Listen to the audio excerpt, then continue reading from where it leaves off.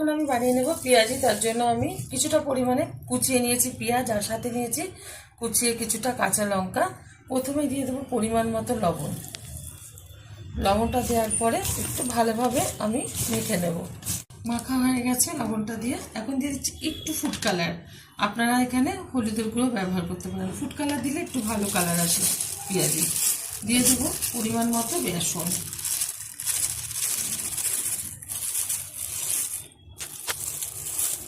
একটু মিশিয়ে নেব।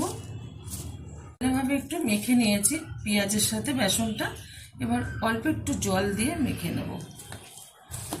বেশি জল দিয়ে মাখা যাবে না, কারণ হচ্ছে পেঁয়াজ এমনিতেই লবণ পড়েছে, তারপরে কিন্তু এটা মেখে রাখার পর অনেকটা পরিমাণে জল বেরিয়ে আসবে, আর একটু লাগবে।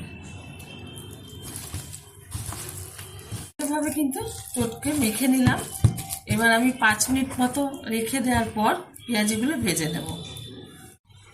পেঁয়াজগুলো ভাজার জন্য ওভেনে কড়াই বসিয়ে তাতে দিয়ে দিচ্ছি কিছুটা পরিমাণে তেল। তেলটা উষ্ণ গরম হয়ে গেছে। এখন আস্তে আস্তে করে আমি পেঁয়াজগুলো ছেড়ে ভেজে নেব। যেরকম ইচ্ছা সেরকম শেপ দিয়ে আপনারা করে নিতে পারেন।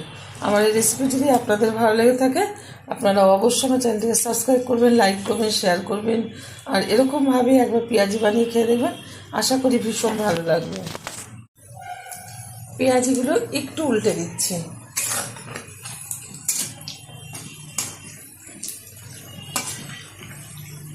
এগুলি কিন্তু গরম গরম ভাত ডালের সাথে ভীষণ ভালো লাগে, আবার মুড়ির সাথে ভীষণই ভালো লাগে। পেঁয়াজি এক একজন এক এক রকমভাবে খেয়ে থাকে। যে যেরকমভাবে খেয়ে থাকেন অবশ্যই একবার ট্রাই করবেন, আশা করি ভালো লাগবে।